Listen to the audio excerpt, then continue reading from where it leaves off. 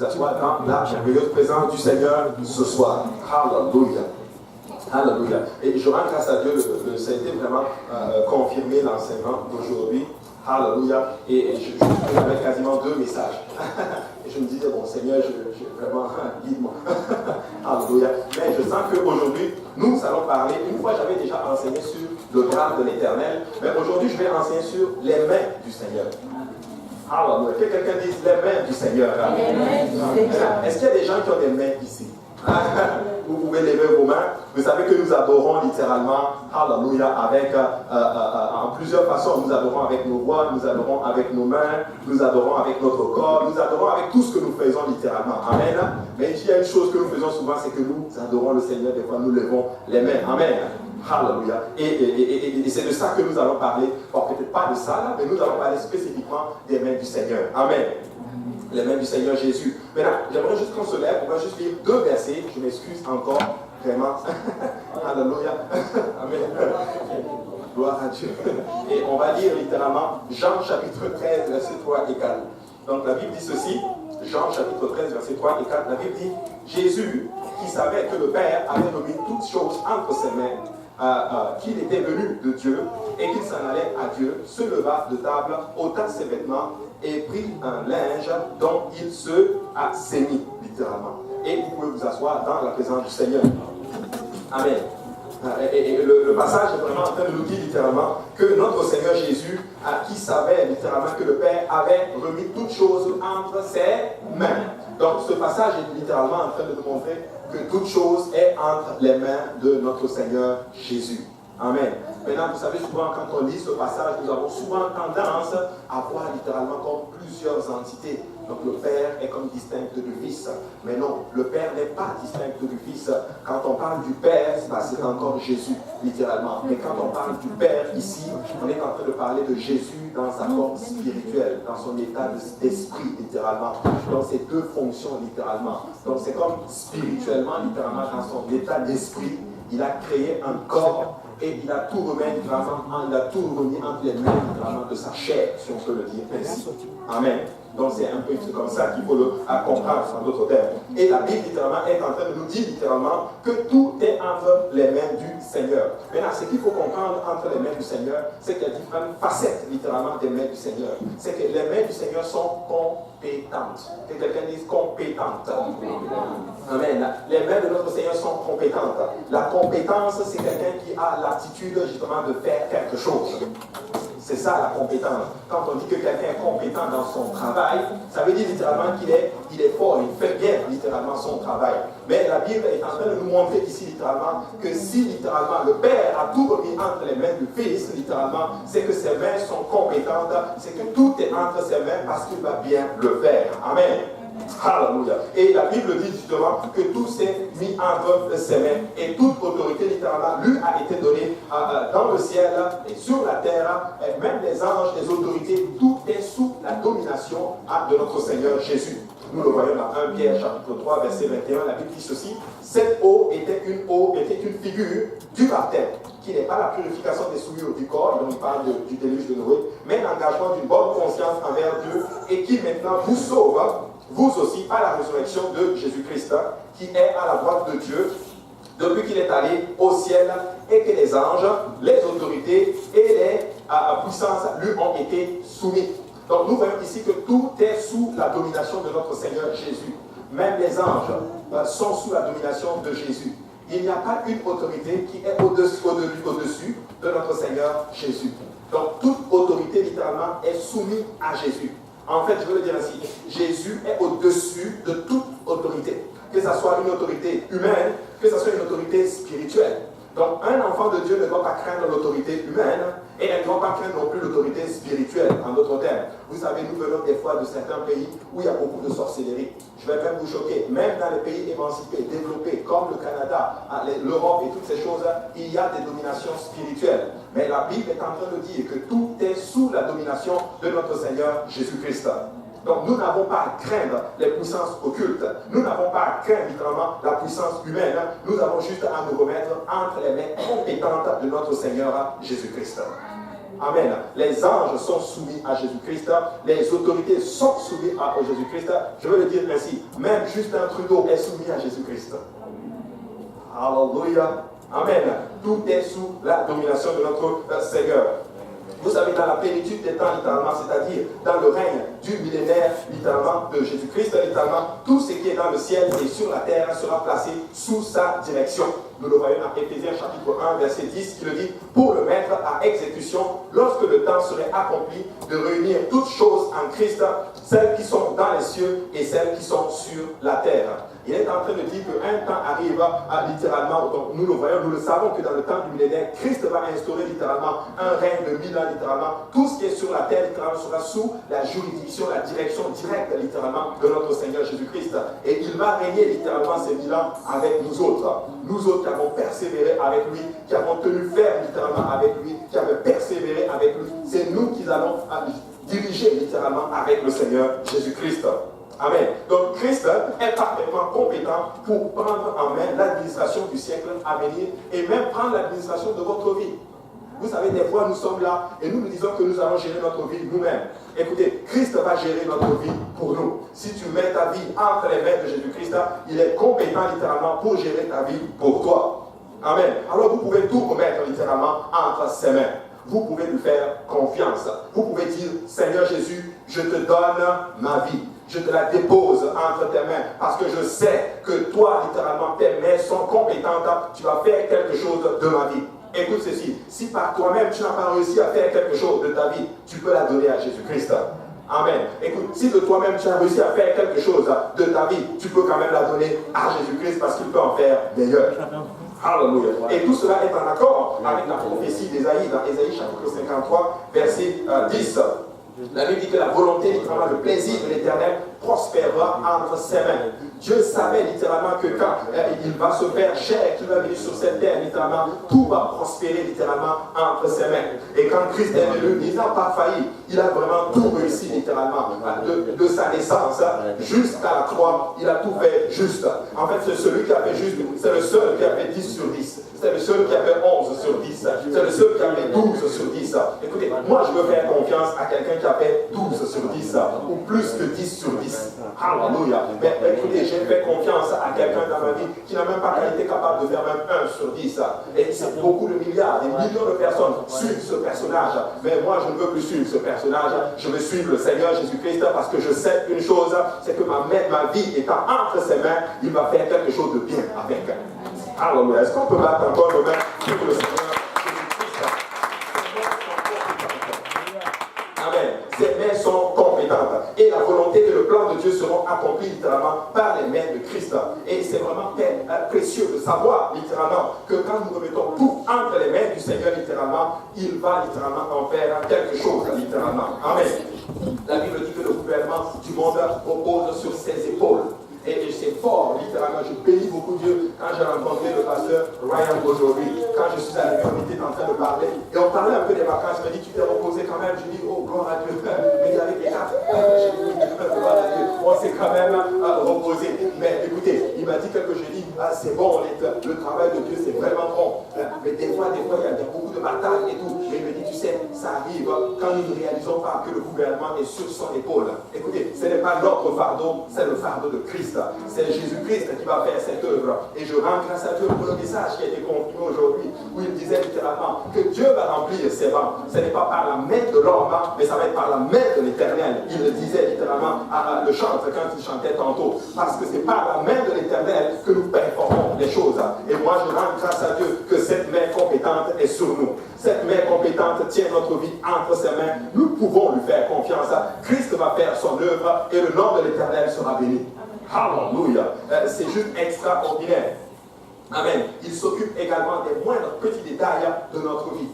Vous savez, j'étais choqué littéralement de voir comment Dieu vraiment tient nos vies et il guide nos pas. La Bible déclare dans le livre de Jérémie que ce n'est pas un homme, quand il marche, de guider ses pas. Vous savez, je ne savais même pas, à la veille de mon départ pour mes vacances, je savais que j'allais vers telle zone, littéralement. Je ne savais même pas où j'allais. Je suis juste allé sur Internet, boum, on a trouvé un hôtel, boum, et puis on a dit, oh, on part. On ne savait même pas où on allait. On a juste vu un hôtel, et puis boum, on te dit, on va là. pour aller se reposer. Mais laissez-moi vous dire que je n'ai jamais reçu un repos, un calme. D'abord, j'arrive, Dieu nous guide, on arrive juste, je rentre dans ma chambre d'hôtel, dans notre chambre d'hôtel, on s'assoit, ma fille va ouvrir le tiroir, elle l'ouvre, il y avait juste un livre, c'était marqué de Holy Bible.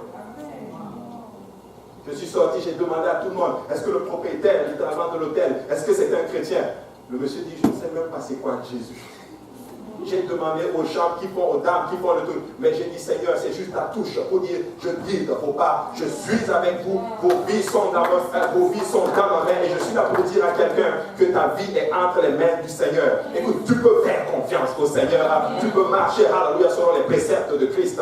Écoutez, c'était tellement rassurant pour moi de voir le Holy Bible, même si c'était en anglais, alléluia, mais je savais au moins ce que ça voulait dire. Et Dieu était juste en train de me dire, fils, j'ai ma main sur vous. Et je suis là pour dire à quelqu'un que la main de l'Éternel est sur vous, Église de l'Est. Alléluia. Partez encore le main.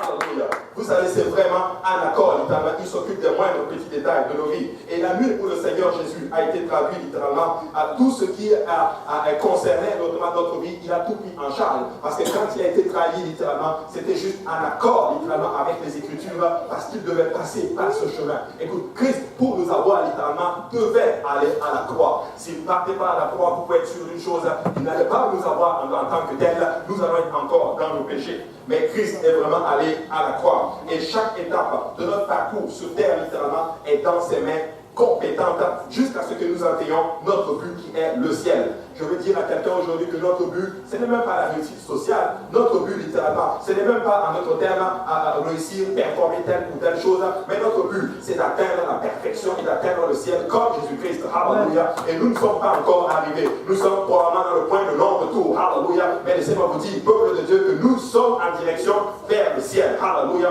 Nous devons juste continuer cette marche.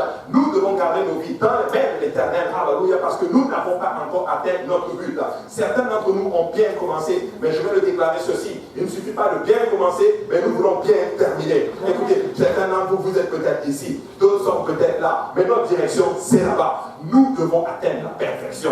Et moi, je veux atteindre la perfection. Je veux être comme Christ. Je sais que je ne serai pas aussi parfait que Christ, mais si nous persévérons ensemble, peuple de Dieu, je vous dis que quand la trompette va sonner, nous allons atteindre ce corps glorifié. Alléluia. Et nous allons devenir parfaits comme Christ lui-même est parfait. Et vous allez rendre grâce à Dieu. Vous allez alors à ce moment-là dire, ouf, nous sommes arrivés. Alléluia. Battons encore nos mains.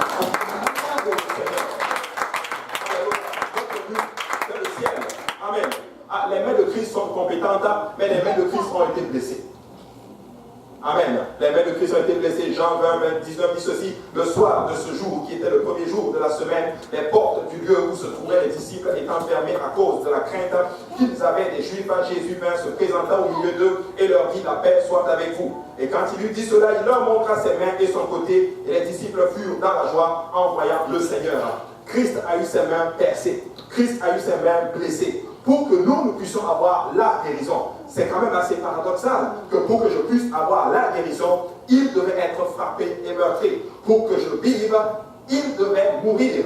Pour que son sang coule dans mes veines, son sang devait couler littéralement. Mais les mains de Christ ont été blessées pour vous et moi, mes frères et sœurs. Ce n'est pas n'importe quelle main, c'est les mains qui ont été données volontiers littéralement pour le salut et la rédemption de tout un chacun de vous. Mais je rends grâce à Dieu, alléluia, que Christ n'a pas eu peur de donner sa main à ses bourreaux littéralement. Ils ont flagellé sa main, ils ont pris des pointes. Laissez-moi vous dire que si on vous montre la quantité de pointes qu'ils ont utilisées pour flageller les mains de notre Seigneur Jésus-Christ, alléluia, vous allez être choqués. Vous allez même commencer à avoir des sanglots. Certains d'entre vous, vous allez probablement avoir des cauchemars. Mais Christ a dit, écoute, ça prend cela pour qu'il puisse avoir la paix et la résurrection.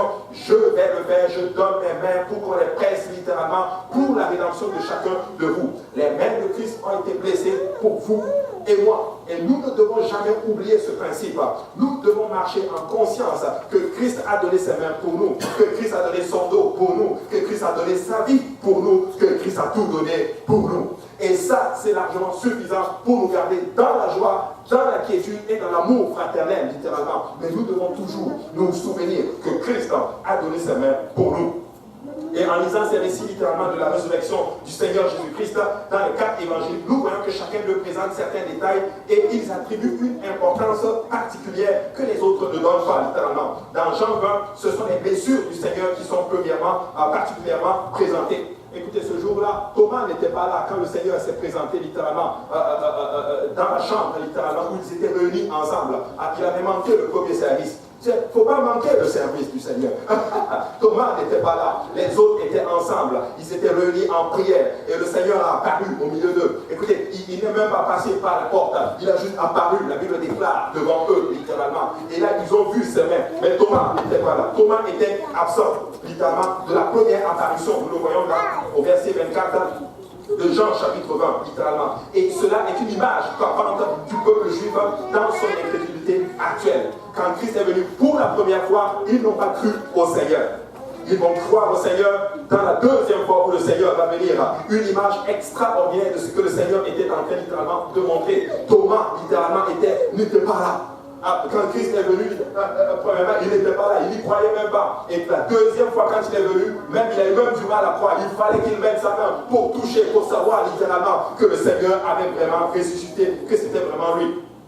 Mais ensuite, nous disons que 8 jours plus tard, après le Seigneur apparaît de nouveau aux disciples. Et cette fois-ci, Thomas est avec eux. Quand nous voyons dans le verset 26 de Jean 20, et il voit les blessures du Seigneur. Alors il croit qu'il est ressuscité d'entre les morts et s'éclame, mon Seigneur et mon Dieu. Écoute, si tu crois que Jésus-Christ, alléluia, a ressuscité d'entre les morts, laissez-moi vous dire que tu dois déclarer mon Seigneur et mon Dieu. Alléluia. Il ne suffit pas juste de dire mon Dieu, parce que certains disent juste mon Dieu. Mais écoute, il doit devenir ton Seigneur. Ton Seigneur veut dire c'est lui qui dirige ma vie, c'est lui le boss. Il dit j'obéis. Il dit fais ceci, j'obéis littéralement. Mais certains d'entre nous, nous avons comme Dieu Jésus-Christ, mais nous ne voulons pas l'avoir comme Seigneur. Nous sommes capables de déclarer publiquement, non, je suis chrétien, juste de nom, mais notre vie ne témoigne pas que nous sommes chrétiens. Quand nous disons mon Seigneur et mon Dieu, nous sommes en train de dire que Christ est mon sauveur, c'est lui qui dirige ma vie. Quand il parle, j'obéis et ma vie est conforme à sa parole.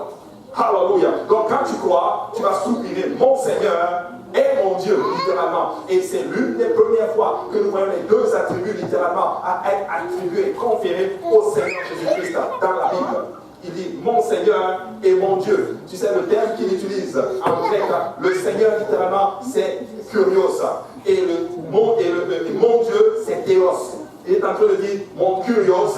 Kurios, ça veut dire celui qui a toute la suprématie, littéralement. Et théos veut dire littéralement Dieu. Il est en train de dire que le Dieu qui a toute la supériorité, tu es mon Seigneur et mon Dieu. Il est en train de dire spécifiquement que Jésus-Christ est le Dieu qui a toute la supériorité. Il est littéralement en train de dire en bon juif, tu es le seul et unique vrai Dieu.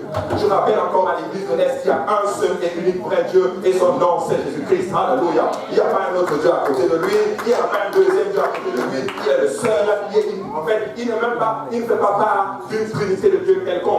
Il est le Seigneur de gloire, il est le Père, il est le Fils et il est aussi le Saint-Esprit. Quand tu dis le Père, c'est Jésus qui se pointe. Quand tu dis le Fils, c'est Jésus qui se pointe. Quand tu dis le Saint-Esprit, c'est encore Jésus qui se pointe. Alléluia. Mais écoutez, nous le connaissons, nous savons qu'il s'appelle Jésus. Alléluia. Nous ne voulons pas être un peu comme Thomas. Nous savons que Jésus-Christ est le Père, il est le Fils et il est le Saint-Esprit. Alléluia. Beaucoup n'ont pas cette révélation. Mais le Seigneur dit, peuple de Dieu, que si nous croyons, nous allons atteindre cette révélation. Si tu crois en Jésus-Christ, tu vas soupirer. Oh, mon Seigneur et mon Dieu. Et Christ veut te déclarer, oh, tu as vu, tu as cru. Mais heureux ceux-là qui n'ont pas vu et qui croient littéralement. C'est-à-dire vous et moi. Je n'ai jamais vu Jésus-Christ en personne. Oh, mais je crois qu'il est le Seigneur de gloire. Je crois qu'il est le Dieu Tout-Puissant. Et Christ déclare de par sa bouche que heureux ceux qui n'ont pas vu, mais qui croient qu'il est leur Seigneur et leur Dieu. Alléluia. Écoutez, si Christ est le Seigneur et le Dieu Tout-Puissant, juste à des mains pour le Seigneur.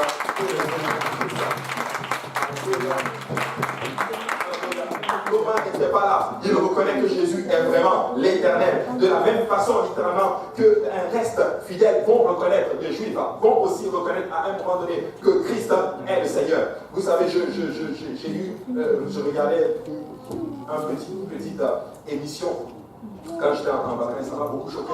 C'est un couple de Juifs. La femme est juive, le mari est juif. et la femme, ils ont éduqué les enfants dans la tradition juive. Et à un moment donné, le père a rencontré Jésus. Et c'est devenu la catastrophe à la maison. La femme a même mis le monsieur dehors, littéralement. Et ce qui m'a frappé, c'est ceci. Elle a dit, ce n'est pas le fait qu'il est devenu chrétien le problème, mais c'est le fait qu'ils disent que Jésus est le Messie et que Jésus est Dieu. C'est juste ça. Elle lui a dit, tu peux revenir, mais tu ne peux pas dire ça à mes enfants. Peuple de Dieu, Jésus est le Seigneur. Jésus est le Dieu Tout-Puissant. Quand nous prêchons l'unicité, ça fait du dégât dans le camp de l'ennemi. Quand tu dis que Christ est le seul et unique vrai Dieu, tu es en train de dire spécifiquement que mon seul pourvoyeur, c'est Jésus-Christ. Mon seul guérisseur, c'est Jésus-Christ. Celui qui est au-dessus de toutes choses, c'est Jésus-Christ. Il n'y a pas d'autre divinité à part Jésus-Christ. En fait, il est le seul et unique vrai Dieu. Et ça a fait des chaos littéralement dans la maison. Le monsieur est parti et il a dit, je ne reviens pas aussi à la maison tant que je ne suis pas capable de dire à mes enfants que le Seigneur Jésus-Christ, alléluia, est le seul et unique vrai Dieu. Ça ne vous rappelle pas quelque chose de Deutéronome 6:4. Écoute, ô Israël, l'Éternel, notre Dieu, est le seul éternel. Tu l'enseigneras à tes enfants, littéralement. Tu les mettras sur les frontons de ta porte, littéralement, et tu vas déclarer ceci. Je rappelle encore à l'Église de l'Est que notre Dieu est encore le seul et unique vrai Dieu. Lui seul est assis sur le trône. Écoute ceci. Quand Jésus s'élève, tout s'abaisse. Quand Jésus parle, la chose arrive. Alléluia. Moi, je veux juste que le Seigneur parle en ma faveur. Je veux juste qu'il dise que dans ma vie, qu'il y ait la lumière. Que dans ma vie, alléluia, qu'il y ait, alléluia, la grâce. Que dans ma vie, il y ait la persévérance. Que dans ma vie, alléluia, il y ait le succès. Que dans ma vie, alléluia, que je vais renverser l'ennemi de mon âme. Et moi, je déclare dans le nom de Jésus-Christ que nous allons vaincre. Vous n'allez pas tomber, alléluia, je te déclare au nom de Jésus-Christ, vous allez continuer cette marche. Un temps viendra quand la trompette va sonner, vous allez attendre cela avec joie. Vous n'avez même pas peur, littéralement, de manquer l'enlèvement, parce que vous savez que vous n'allez pas manquer l'enlèvement. Écoutez, nous devons vivre comme cela, nous n'avons pas peur de manquer l'enlèvement, nous attendons l'enlèvement. Alléluia, il y en a qui ne l'attendent pas. Mais moi, je n'ai pas peur. Alléluia. Nous n'allons pas manquer l'enlèvement. Parce que nous vivons pour Christ. Je ne dis pas que nous sommes parfaits, mais je dis que nous faisons de tout notre possible pour vivre pour Christ. Quand nous tombons, nous nous répandons de nos péchés. Alléluia. Quand nous entendons la parole du Seigneur, nous rangeons notre vie. Alléluia. Quand nous voyons que nous ne sommes pas en accord avec la parole de Dieu, nous nous rangeons. Nous n'allons pas manquer l'enlèvement. Certains d'entre vous, vous avez peur. Alléluia. Est-ce que je vais manquer? Écoute, si la trompette sonne, alléluia, je sais que cette salle va être vide. Et je vais le dire ainsi, alléluia. Si tu es sûr que tu n'as pas encore obéi à l'évangile, que tu ne t'es pas encore repenti de tes péchés, que tu n'as pas été encore baptisé au nom de Jésus, rempli du Saint-Esprit, je sais que tu vas le faire. Et quand la trompette va sonner, accepte la vie. Parce que tu vas obéir à la parole du Seigneur. Je vous dis, peuple de Dieu, nous n'allons pas manquer l'enlèvement. Alléluia. Nous allons persévérer jusqu'au bout. Nous allons atteindre ceci. Oh, je vis avec cette constante, littéralement, espérance de la venue du Seigneur. Alléluia. J'ai tellement envie de le rencontrer. J'ai tellement envie de voir son visage. J'ai tellement envie de lui parler. J'ai tellement envie de dire, Seigneur, alléluia, me voici, alléluia. On y est arrivé, alléluia. Et il va m'appeler par mon nom. Il va dire, Abou, alléluia. Il va dire, Johanna. Il va vous appeler chacun par vos noms. Tu sais, quand on appelle quelqu'un par vos noms, ça veut dire une communion intime avec la personne. Mais je déclare, alléluia, dans le nom de Jésus-Christ, qu'il va vous appeler par vos noms et vous allez répondre. Alléluia. Amen. Un résidu, un reste des Juifs vont quand même obéir au Seigneur. Ils vont reconnaître l'Éternel. Et nous le voyons dans Zacharie 13, 8 et 9. Nous le voyons, il dit, dans tout le pays, dit l'Éternel, les 2 tiers seront exterminés, périront et l'autre tiers restera. Je mettrai ce tiers dans le feu et je le purifierai comme on purifie l'argent. Je le prouverai comme on éprouve l'or. Il invoquera mon nom, je l'exaucerai. Je dirai, c'est mon peuple. Et il dira, l'Éternel est mon Dieu. C'est fou, littéralement. Il dit, comment mon Seigneur est mon Dieu. Et le Seigneur est en train de dire dans le livre, littéralement, de Zacharie, que le peuple a un petit résidu de Juifs. Ils vont dire, ils vont voir Jésus spécifiquement et ils vont l'appeler mon Dieu. L'Éternel, mon Dieu. Le Seigneur Jésus avait les mains blessées et elles le sont encore. Et Thomas avait cette incrédulité littéralement. Il dit, à moins que je ne voie la marque de ses clous, je ne croirai pas. Les clous ne sont pas mentionnés dans l'évangile, dans les autres évangiles. Toutefois, il y fait allusion. Acte 2, 23 dit ceci. Et cet homme livré selon les desseins, arrêté et selon la préscience de Dieu, vous l'avez crucifié et vous l'avez fait mourir par la main des impies. La crucifixion, c'était quoi? C'est qu'on te prenait, on te mettait sur un bois, on t'écarte littéralement, on met ta main et on met la pointe là-dessus. Écoutez, Christ était couché sur ce bois, ayant rien fait. Innocent qu'on a mis sur le bois, on l'a cloué littéralement. Pour vous et moi, c'est vous et moi qui étiez censés aller là, littéralement. Il a dit, je vous aime tellement que je vais donner mes mains pour eux. Écoutez, Jésus-Christ nous aime. Écoutez, j'ai servi littéralement Allah quand j'étais musulman. Mais je vais vous dire une chose, il n'y a personne, il n'y a aucun autre Dieu comme le Seigneur Jésus-Christ. Alléluia. Le Seigneur, littéralement, les clous, il a donné ses clous. Regardez, Colossiens 2,14 dit ceci. Il a effacé donc l'acte dont les ordonnances nous condamnaient et qui subsistaient contre nous. Il les a détruits en le clouant à la croix. Quand Christ est allé à la croix, il était spécifiquement en train de clouer littéralement l'acte dont les ordonnances nous condamnaient. En fait, il a cloué le péché littéralement. Lui qui n'est pas péché est devenu péché pour nous. La Bible dit spécifiquement. Il a pris notre péché et il l'a cloué à la croix. Alors, peuple de Dieu, je suis en train de vous dire ceci. Nous avons une espérance. Notre péché a été ôté. Ça veut dire que le poids, le mot ôté, ça veut dire comme enlever un poids. Le poids qui pesait sur nous a été ôté par le sacrifice de Christ à la croix. Que quelqu'un dise les mains percées. Amen. Vous savez, on raconte l'histoire d'une dame âgée, je l'aime tellement. Elle était sur son lit de mort à l'hôpital. Un prêtre est entré littéralement dans sa chambre pour absoudre ses péchés. Elle lui a dit ceci, attendez, montrez-moi vos mains. Après les avoir examinées, elle lui dit ceci, vous pouvez quitter ma chambre parce que je ne vois pas de mains, vos mains ne sont pas percées. Parce que moi, mon pasteur a ses mains percées et mon pasteur s'appelle Jésus-Christ. Elle est en train de dire, Alléluia, Christ a pris mon péché, Alléluia. Écoutez, le Seigneur a pris notre péché. Il n'y a rien qui nous retient alors que nous sommes entrés dans ses eaux au nom de Jésus-Christ. La Bible dit que chacun de vous soit baptisé pour le pardon de vos péchés. Il n'y a pas un péché qui va rester. Il n'y a rien qui va te retenir. Tout va te laver littéralement et tu vas sortir une nouvelle créature. Alléluia. Moi, j'aime ceci.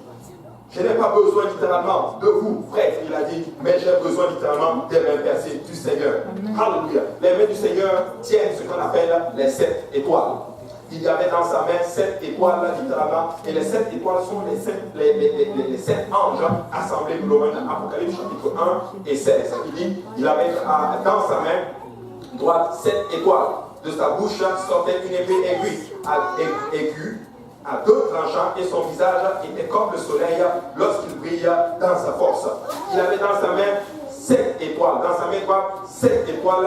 De sa bouche sortait une épée aiguë. Et je sais que certains m'avaient posé une fois la question, mais à quoi se présentent les anges? C'est quoi les anges? Mais regardez le verset 1. La Bible dit, le mystère des 7 étoiles que tu as vu dans ta main, et les 7 chandeliers d'or, les 7 étoiles sont les anges des 7 églises et les 7 chandeliers sont les 7 églises. Vous savez, l'Apocalypse c'est un livre symbolique qui explique en d'autres termes,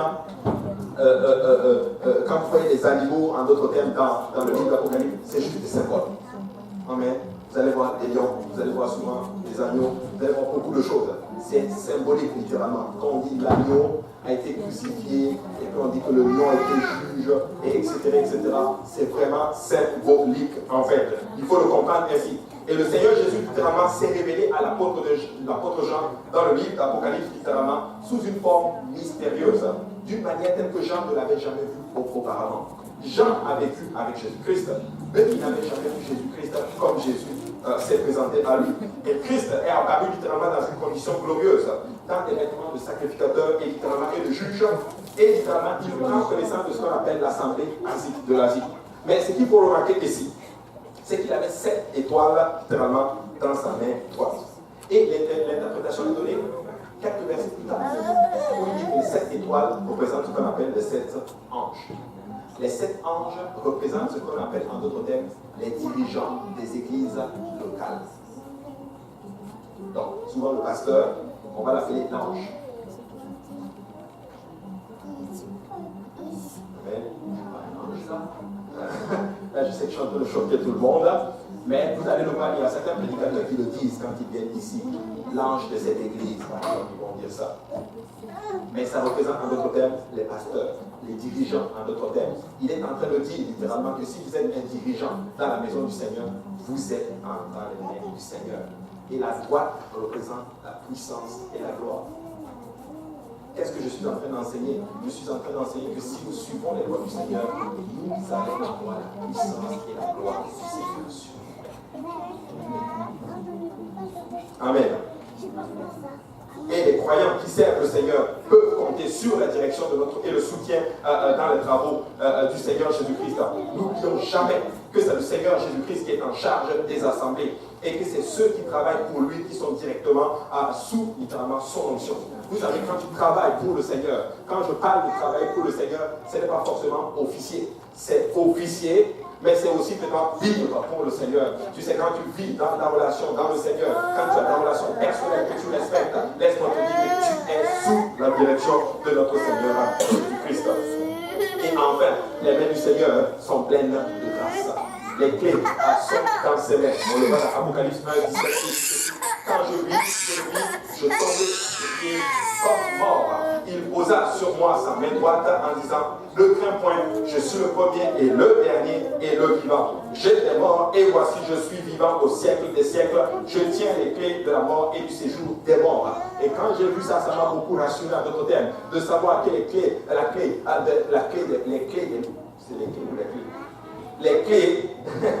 de la mort et du séjour des morts sont entre les mains de Christ. Qu'est-ce que ça veut dire? Ça veut dire que même si je suis mort, il a les clés pour l'ouvrir pour que je puisse vivre. Le séjour des morts n'a même pas pu retenir notre Seigneur Jésus-Christ. Ça veut dire que même mort, alléluia, laissez-moi vous dire que Christ est capable de me ressusciter et de me faire entrer dans ma promesse. Lazare a ressuscité après 4 jours, littéralement. Écoute, rien ne peut arrêter le Seigneur Jésus-Christ. C'est lui qui détient les clés de la mort et du séjour des morts. Alors ma question est celle-ci, peuple de Dieu, de quoi as-tu peur? De quoi as-tu peur? Parce qu'il y a quelque chose qui affecte beaucoup les enfants de Dieu, et je l'ai vu, c'est la crainte, c'est la peur, littéralement. Vous avez même peur de la mort, vous avez peur de toutes ces choses, mais je suis là pour vous dire, alléluia, que le contraire de la peur, est-ce que vous savez c'est quoi? C'est la foi. Amen.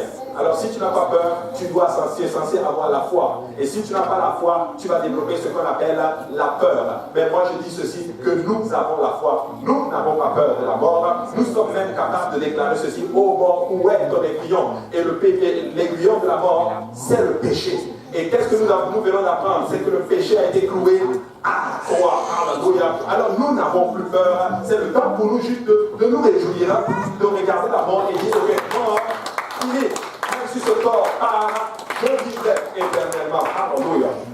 Dans son évangile, l'apôtre Jean se nomme lui-même à plusieurs reprises comme le disciple que Jésus aimait. Nous le voyons dans son évangile, chapitre 13, versets 23, 19, 26, 22, etc. Ce n'était pas de la belle vantardise, littéralement de sa part, comme si le Seigneur aimait plus que les autres disciples. Non! Mais Jean exprimait plutôt le sentiment, littéralement, qu'il avait de la grâce de Dieu à son égard. Je suis en train de dire ceci, alléluia, que la grâce de Dieu à mon égard fait juste toute la différence, alléluia. Ça n'importe peu ce que l'autre a, le fait juste de savoir que Christ m'a donné sa grâce, alléluia, c'est largement suffisant. Et Jean était juste en train de dire: je suis le disciple aimé. Et tu sais quoi, tu peux le dire: je suis le disciple aimé, je suis la disciple aimée de l'Éternel, parce que j'ai bénéficié de sa grâce. Écoute, Christ, il a eu la grâce de poser sa tête sur le sein du Messie. Il a posé sa tête sur la poitrine de Jésus-Christ. Alléluia. Pour lui, c'était déjà une grâce. Et dans son évangile, il est le seul qui le déclare: je suis le disciple aimé. Tu sais, c'est le temps pour nous, peuple de Dieu, de dire: nous sommes le peuple aimé de l'Éternel. Nous sommes des chrétiens, nous sommes des enfants. Je ne sais pas pour vous, mais moi je sais que Jésus m'aime. Et je sais que Jésus vous aime aussi. Et c'est largement suffisant. Peu importe ce qui arrive, peu importe les difficultés qui arrivent, je sais que le Christ m'aime. Écoutez, n'oubliez jamais ceci, peuple de Dieu. Peu importe les difficultés par lesquelles vous allez faire face, n'oubliez jamais ceci, c'est que Christ vous aime. N'oubliez jamais ce principe. Je n'ai jamais douté de l'amour du Seigneur pour moi. Même quand j'étais plongé dans mes pires défauts, je n'ai jamais douté de l'amour du Seigneur. Je ne suis pas un homme parfait. J'ai aussi mes batailles, j'ai aussi mes défauts. dépôts. Comme vous aussi, vous avez vos batailles et vos dépôts. Mais je n'ai jamais douté de l'amour du Seigneur. Je n'ai jamais douté de la bonté du Seigneur à mon égard. Oui, il m'a corrigé des fois. Et je sais qu'il était en train de me corriger. Mais je ne doute pas de l'amour du Seigneur. Alléluia. Ses mains sont juste pleines de grâce. Alléluia. Tu peux en trouver comme tu veux. Il faut juste que tu mettes entre les mains du Seigneur. Des mains pleines de grâce. Et l'apôtre Jean l'avait compris. Jean était en train de dire, c'est moi son disciple aimé, parce qu'il m'a donné sa grâce. Amen. Il m'a donné sa grâce, littéralement. Non, Jean exprime plutôt son sentiment de grâce à son égard. Il dit, j'en suis totalement indigne, et pourtant le Seigneur Jésus m'aime. Écoutez, nous n'en sommes pas dignes de son amour, mais pourtant il nous aime. Il n'est pas mort pour nous quand nous étions parfaits. Il est mort pour nous quand nous étions imparfaits. Alléluia. Écoute, c'est dans ton imperfection que Christ manifeste son amour littéralement. C'est dans le moment où tu ne sens même pas qu'il t'aime. C'est là qu'il te prouve même littéralement qu'il t'aime. Alléluia. Extraordinaire. Jean savait que ce n'était que c'était que de reposer dans l'amour et la grâce du Seigneur. Il est vrai aussi que ce disciple avait une relation spéciale avec le Seigneur. Nous le voyons littéralement aussi se pencher sur la poitrine de Jésus dans la chambre haute dans Jean 15, 25. À la lumière de ce qui précède, imaginez alors la consternation de Jean, à sa crainte respectueuse et sa peur quand il a vu le Seigneur Jésus-Christ dans la scène rapportée dans le premier chapitre. Vous vous rendez compte, Christ, Jean en train de voir Jésus-Christ maintenant. Je posais mon sein sur lui, mais là maintenant je le vois dans toute sa gloire. Je le vois comme le Dieu Tout-Puissant. Il est juste, c'est juste, waouh, c'est plus juste le Seigneur, le Maître, Rabbi que j'ai rencontré quand on était sur la terre. C'est le Dieu Tout-Puissant. Dans sa gloire, alléluia, dans ses vêtements de sacrificateur, alléluia. La Bible déclare que Jean n'a même pas pu tenir, littéralement. Il est tombé quasiment sur ses jambes, tellement la gloire du Seigneur était littéralement manifeste ce jour-là. Je suis en train de dire, peuple de Dieu, que Christ nous aime tellement. Si tu persévères, si tu crois, tu vas voir la gloire de Dieu. Il y en a qui ne croient pas, je vous assure. Il y en a qui croient qu'ils croient. Mais quand tu crois, alléluia, ça change ton attitude, ça change ta façon de fonctionner, ça change ta façon de faire les choses. Parce que je crois en Christ, j'agis exactement en fonction de ce que je crois. Et Jean était dans la pleine gloire du Seigneur. Rappelez-vous que Jean est sur l'île de Patmos, isolé de tout le monde, littéralement, en train de servir le Seigneur, littéralement. C'est là qu'il a eu cette vision. Je suis là pour dire à quelqu'un, des fois, pour atteindre certaines plénitudes, il faut que tu tiennes pour le Seigneur. Il faut vraiment que tu vives pour le Seigneur. Il faut que tu persévères dans les voies du Seigneur et il va t'amener et il va te donner cette vision que tu attends. Il ressemblait littéralement au Seigneur Jésus, le personnage qu'il a vu. En fait, c'était le Seigneur Jésus-Christ qu'il avait connu sur la terre, mais il était toutefois très différent. La réaction de Jean n'a pas été différente de celle d'Ésaïe, ou de celle d'Ézéchiel, ou de Daniel, par exemple, quand ils ont vu la gloire du Seigneur, littéralement. Mais Jean est tombé sur ses pieds comme mort, littéralement, affolé, abattu par cette gloire, littéralement. Il a eu de nombreuses occasions où la main du Seigneur, littéralement Jésus-Christ, avait apporté la délivrance, la guérison et la bénédiction. Mais cette fois-ci, il était juste face à face avec le Seigneur. Tu sais, c'était même pas une question de besoin, mais le fait juste d'être dans sa présence, c'est tout ceci qui comptait littéralement. Écoutez, nous voulons être dans la présence du Seigneur. Nous voulons voir la gloire de l'Éternel. Alléluia. Car ses mains sont pleines de grâce. Il déclare lui-même dans sa parole que ceux qui sont entre mes mains, personne ne peut me les arracher. Devine, mais quelqu'un peut les arracher et c'est toi-même. Toi seul peux sortir des mains du Seigneur. Toi seul peux sortir des mains du Seigneur. Mais moi, je suis dans la main du Seigneur. Vous êtes dans la main du Seigneur. Et nous n'allons pas en sortir, littéralement. Nous allons encore continuer à rester dans ses bras, littéralement. Dans ses mains pleines de grâce. Peut-être que c'est dur. Il y a beaucoup de factures qui t'attendent à la maison. Il y a beaucoup de choses qui t'attendent à la maison. Les finances, c'est pas comme tu le veux. Les études, c'est pas comme tu le veux. La famille, c'est pas comme tu le veux. Spirituellement, c'est pas comme tu le veux. Mais laisse-moi te dire que si tu restes dans les mains de l'Éternel, il va te faire grâce. Il va te faire grâce, littéralement. Et maintenant, Jean était en train de faire l'expérience de la même compassion qui venait littéralement de la droite, de la puissance, littéralement, du Seigneur. Écoutez, si nous restons dans les voies du Seigneur, nous allons expérimenter sa gloire. Amen. Nous allons expérimenter sa gloire. Maintenant, tu es là aujourd'hui, je te demande, qu'est-ce que ça veut dire maintenant être dans les mains du Seigneur? Très facile. D'abord, il faut d'abord se repentir de ses péchés. Il faut que tu sois baptisé au nom de Jésus-Christ pour le pardon de tes péchés. Et il faut que tu sois rempli du don du Saint-Esprit. Après cela, ce n'est pas fini. Après cela, il faut juste persévérer dans les voies du Seigneur. Il y a beaucoup qui ont obéi à l'Évangile, mais ils ne persévèrent pas dans les voies du Seigneur. Ils sont toujours au même niveau. Les peuples de Dieu, si nous voulons changer, quand tu te répands de tes péchés, c'est que tu abandonnes les belles façons de vivre. Tu dis, Seigneur, l'ancienne vie s'est terminée. Après cela vient le baptême au nom de Jésus-Christ. Quand tu es baptisé au nom de Jésus-Christ, tu es lavé de tous tes péchés. Et quand tu es rempli du Saint-Esprit, c'est Christ qui vient habiter en toi. Regarde ceci. C'est tellement fort, tellement le parallèle est extraordinaire. Christ dit ceci. Ne savez-vous pas que moi je suis dans le Père et que le Père est en moi? Moi, je n'ai jamais compris ça. Jusqu'à récemment, littéralement, où le Seigneur m'a ouvert l'esprit. C'est juste l'évangile. Quand tu es baptisé au nom de Jésus, tu es en Christ. Tu es dans le Père. Et quand tu reçois le Saint-Esprit, le Père est en toi.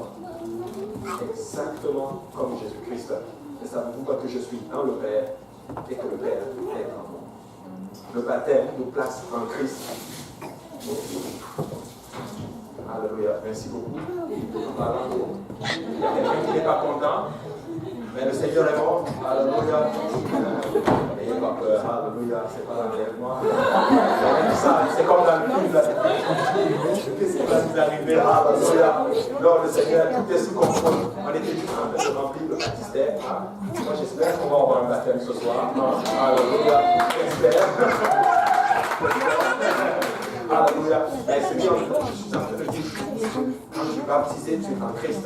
Et quand tu reçois le don du Saint-Esprit, Christ est en toi. C'est aussi simple que cela.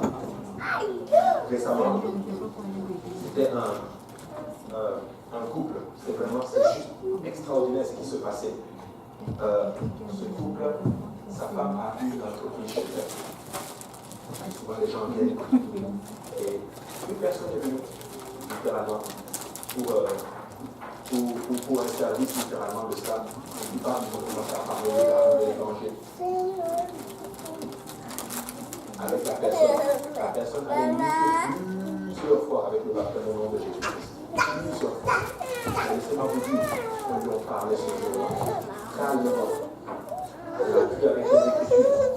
Et la personne a dit, je veux faire baptiser au nom de Jésus. Ce couple avait une piscine chez eux.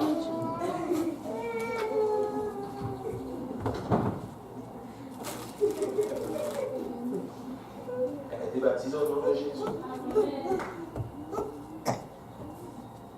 Vous savez pourquoi je parle de cela? Pour juste vous montrer que c'est comme le livre des actes. C'est comme ça qu'on a dans les mains du Seigneur. Amen.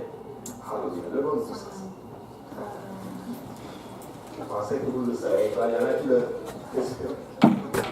Hein? Vous le saviez? Ah ouais? Ok, c'est... c'est bien. Gloire à Dieu, le Seigneur est bon. Mais peut-être que c'est un autre coup. Alléluia. Alors aujourd'hui, nous allons faire une prière de repentance. Nous allons demander pardon au Seigneur. Et si vous êtes là aujourd'hui, on va juste baisser la tête, d'accord?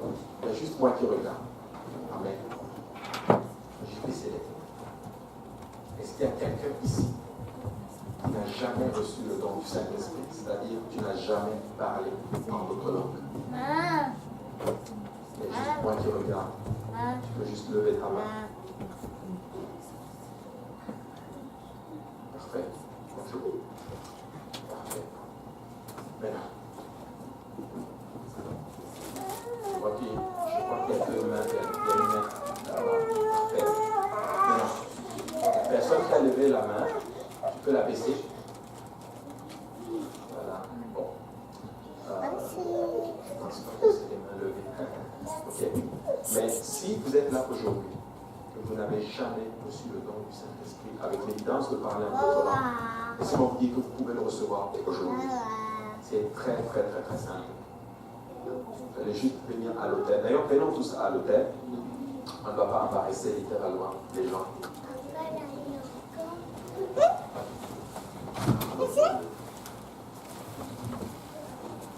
Maintenant,